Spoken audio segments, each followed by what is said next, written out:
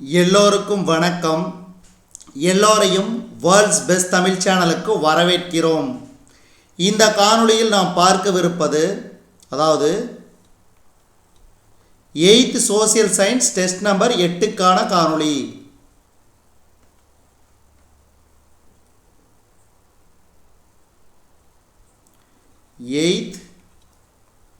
Social science test number 8க்கான காணொளி. இது TNPSC group exams, TNUSRB, PCN, SI exam, அதே மாதிரி எம்ஹெச்சி, எஸ்எஸ்சி, அதே மாதிரி ஆர்ஆர்பி குரூப் டி உள்பட பேங்கிங் எக்ஸாம், இதுக்கு எல்லாத்துக்கும் இந்த காணொளி ரொம்ப ரொம்ப முக்கிய. ஜிஎஸ். முதல் கேள்வி, தேசிய நெடுஞ்சாலைகளில் ஒவ்வொரு டேஷ் கிலோமீட்டர் தொலைவிலும் ஓர் அவசர சிகிச்சை ஊர்தி நிறுத்தப்பட்டிருக்கின்றது. 50 கிலோமீட்டர். இரண்டாவது கேள்வி, இருசக்கர வண்டியின் பின்னிருக்கையில் டேஷ் நபர் மட்டுமே அமர அனுமதி உண்டு. ஒரு நபர் மட்டுமே. சிவப்பு வண்ண இலக்கத்தகடு டேஷ் வாகனத்தில் பயன்படுத்தப்படுகிறது. இந்திய குடியரசுத் தலைவர். இந்த கேள்வி ரொம்ப ரொம்ப முக்கியம், அடிக்கடி கேட்பாங்க, ஞாபகம் வச்சுக்கோங்க. சாலை பாதுகாப்பு நடவடிக்கைக்கான பதிற்றாண்டு 2011 2020 வரை. விபத்துகளின் நேரடி விளைவுகள் இவை அனைத்தும்: உயிரிழப்பு, படுகாயம், உடைமைகளுக்கு சேதம். விபத்துகளின் போது ஏற்படும் காயங்களின் தீவிரத்தை குறைப்பவை: இருக்கை, வார்பட்டை மற்றும் தலைக்கவசம். சாலை விபத்துக்கான காரணம் இவை அனைத்துமே: தடுத்து நிறுத்தும் கருவி பழுது, டயர் வெடித்தல், அதிகப்படியான சுமை. அடுத்து, இந்திய ஆயுதப்படைகளின் தலைமை தளபதி குடியரசுத் தலைவர். இந்திய இராணுவப்படையின் முதன்மை நோக்கமானது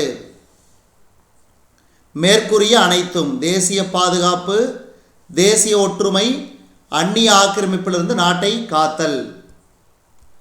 இராணுவ தினம் அனுசரிக்கப்படும் நாள் ஜனவரி 15. அஸ்ஸாம் ரைஃபிள்ஸ் எதன் கீழ் செயல்படுகிறது? இதுக்கு சரியான விடை உள்துறை அமைச்சகத்தின் கீழ் செயல்படுகிறது. இந்திய கடலோர காவல்படை நிறுவப்பட்ட ஆண்டு 1978. 1978. இந்திய வெளியுறவு கொள்கையானது பல்வேறு கோட்பாடுகளை அடிப்படையாக கொண்டது. அவைகளுள் ஒன்று பஞ்சசீல கொள்கை. பின்வருவனவற்றுள் எந்த தீவுகள் இந்தியாவிற்கு சொந்தமானவை? அந்தமான் மற்றும் லட்சத்தீவுகள். இந்திய விமானப்படையிலிருந்து 5 ஸ்டார் அந்தஸ்து, அதாவது 5 நட்சத்திர அந்தஸ்து கொண்ட மார்ஷல் பதவிக்கு உயர்வு பெற்ற முதல் மற்றும் ஒரே அதிகாரி அர்ஜுன் சிங்.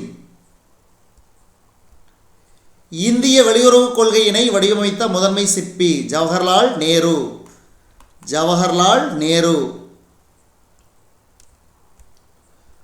அணிசேராமை என்ற சொல்லை உருவாக்கியவர் VK. Krishna Menon. VK. Krishna Menon.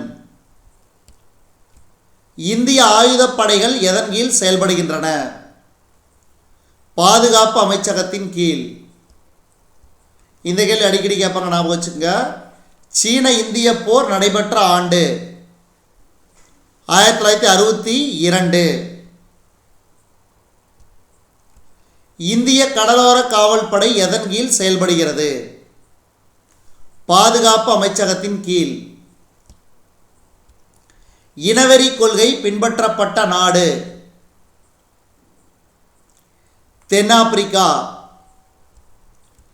India எந்த நாட்டோடு பொதுவான நில எல்லையை பகிர்ந்து கொள்ளவில்லை? நில எல்லைனா ஸ்ரீலங்கா. இந்தியாவின் மிக உயர்ந்த மற்றும் இறுதியான நீதித்துறை உச்ச நீதிமன்றம். டேஸுக்கு இடையே பிரச்சனைகளுக்கு தீர்வு காண்பதற்கான ஒரு செயல்முறையை நீதிமன்ற அமைப்பு வழங்குகிறது. மேற்கண்ட அனைத்தும் குடிமக்கள், குடிமக்கள் மற்றும் அரசாங்கம், 2 மாநில அரசாங்கங்கள்.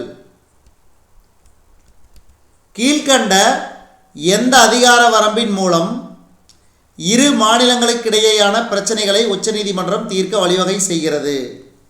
முதன்மை அதிகார வரம்பு. அடுத்து 26வது கேள்வி. பின்வரும் எந்த மாநிலம், யூனியன் பிரதேசம் ஒரு பொதுவான உயர்நீதிமன்றத்தை கொண்டுள்ளது? பஞ்சாப், ஹரியானா மற்றும் சண்டிகர். பஞ்சாப், ஹரியானா மற்றும் சண்டிகர். பொதுநல வழக்கு முறை இந்தியாவில் டேஸால் அறிமுகப்படுத்தப்பட்டது? உச்சநீதிமன்றம். இந்தியாவில் உச்சநிலையில் உள்ள நீதிமன்றங்கள் எத்தனை? ஒன்றே தான், 1. உச்சநீதிமன்றம் அமைந்துள்ள இடம்?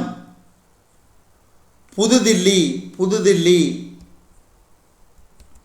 எஃப்ஐஆர் என்பது, எஃப்ஐஆர்னா என்னன்னா முதல் தகவல் அறிக்கை, ஃபர்ஸ்ட் இன்வெஸ்டிகேஷன் ரிப்போர்ட்.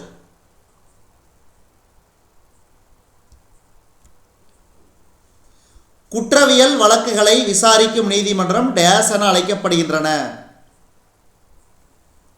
அமர்வு நீதிமன்றம். அமர்வு நீதிமன்றம். ஒழுங்குமுறை சட்டம் கொண்டுவரப்பட்ட ஆண்டு? ஒழுங்குமுறை சட்டம் கொண்டுவரப்பட்ட ஆண்டு 1773. வில்லியம் கோட்டை நிறுவப்பட்டுள்ள இடம்? வில்லியம் கோட்டை நிறுவப்பட்டுள்ள இடம் கல்கத்தா. கல்கத்தா. இந்தியாவில் முதல் உச்சநீதிமன்றம் நிறுவப்பட்ட இடம் கல்கத்தா. யாருடைய காலத்தில் மாவட்ட குற்றவியல் நீதிமன்றங்கள் நீக்கப்பட்டு மேல்முறையீட்டு நீதிமன்றங்கள் அமைக்கப்பட்டன? காரன்வாலிஸ். காரன்வாலிஸ். விரைவு நீதிமன்றங்கள் அமைக்கப்பட்ட ஆண்டு? விரைவு நீதிமன்றங்கள் அமைக்கப்பட்ட ஆண்டு 2000.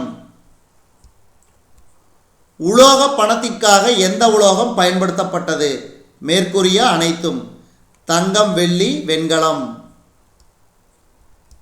இந்திய ரூபாய் குறியீட்டினை வடிவமைத்தவர், இந்த குறியீட்டை வடிவமைத்தவர் உதயகுமார். டி. உதயகுமார்.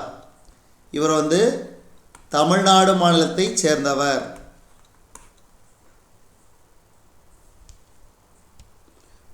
பணத்தின் மதிப்பு? ஏ மற்றும் பி. அக பண மதிப்பு, புற பண மதிப்பு.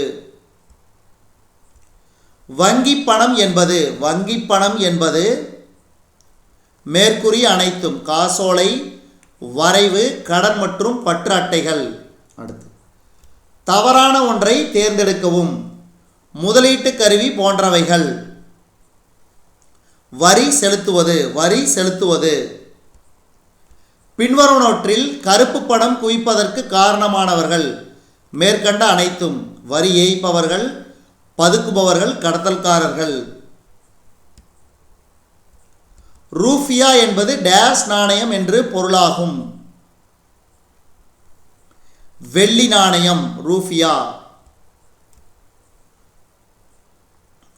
பொற்கொள்ளரின் ரசீது டேஸாக மாறியது? காகித பணமாக. பதிவு செய்யப்பட்ட வரலாற்றின் பெரும்பகுதியில் டேஸ் பணம் முக்கிய பங்கு வகித்தது? உலோக பணம். உலோக பணம். எதையெல்லாம் செய்ய வல்லதோ அதுவே பணம் என வரையறுத்து கூறியவர்? வாக்கர். வாக்கர். இந்தியாவில் பொதுத்துறைகளின் தோற்றத்திற்கு காரணமான இந்திய அரசின் தொழில் கொள்கையின் தீர்மானம் டேஸாம் ஆண்டு கொண்டு வரப்பட்டது? 1956. 1956. அடுத்து கலப்பு பொருளாதார நன்மைகளின் கலவை என்பது? கலப்பு பொருளாதார நன்மைகளின் கலவை என்பது? ஏ மற்றும் பி. முதலாளித்துவம், சமதர்மம். டேஸ் நிறுவன சட்டம் மற்றும் அரசாங்கத்தால் கட்டுப்படுத்தப்படும் முதன்மையான முக்கிய பங்குதாரர். இவற்றில் எதுவும் இல்லை. பொதுத்துறை டேஸ் உடையது, சேவை நோக்கம் உடையது. இந்தியா சுதந்திரம் பெற்ற வருடம் 1947. இந்தியாவில் திட்டக்குழு அமைக்கப்பட்ட ஆண்டு 1950.